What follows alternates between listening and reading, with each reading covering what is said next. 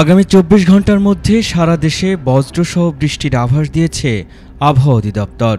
সেই সঙ্গে সারা দেশের কোথাও কোথাও ভারী বৃষ্টি হতে পারে বলে জানিয়েছে সংস্থাটি।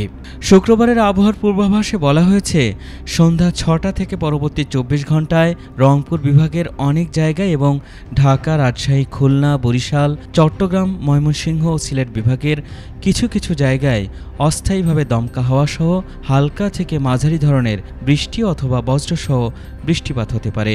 সেই সঙ্গে সারা দেশের কোথাও কোথাও মাঝারি ধরনের ভারী থেকে ভারী বর্ষণ হতে পারে। এছাড়া সারা দেশে দিনের তাপমাত্রা সামান্য বাড়তে পারে এবং রাতের তাপমাত্রা প্রায় অপরিবর্তিত থাকতে পারে।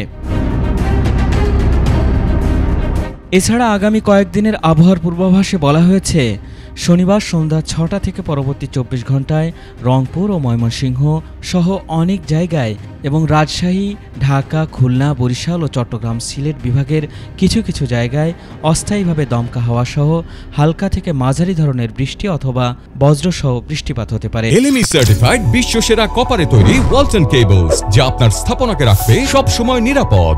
সেই সঙ্গে সারা দেশের কোথাও কোথাও মাঝারি ধরনের ভারী থেকে ভারী বর্ষণ হতে পারে। এছাড়া সারা দেশে দিন এবং রাতের তাপমাত্রা প্রায় অপরিবর্তিত থাকতে পারে।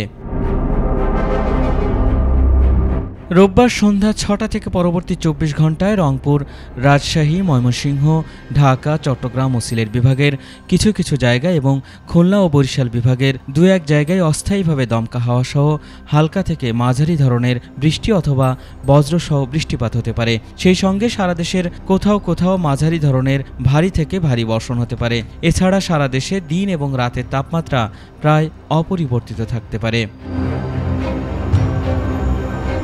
সোমবারের আবহাওয়ার পূর্বাভাসে বলা হয়েছে, সোমবার সন্ধ্যা ৬টা থেকে পরবর্তী ২৪ ঘন্টায় খুলনা, বরিশাল ও চট্টগ্রাম বিভাগের অধিকাংশ জায়গায় এবং রংপুর, রাজশাহী, ময়মনসিংহ, ঢাকা, সিলেট বিভাগের অনেক জায়গায় অস্থায়ীভাবে দমকা হাওয়া সহ হালকা থেকে মাঝারি ধরনের বৃষ্টি অথবা বজ্রসহ বৃষ্টিপাত হতে পারে।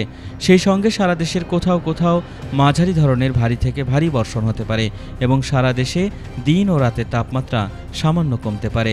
এছাড়া আগামী ৫ দিনের শেষের দিকে বৃষ্টির প্রবণতা বাড়তে পারে বলে জানিয়েছে আবহাওয়া অফিস।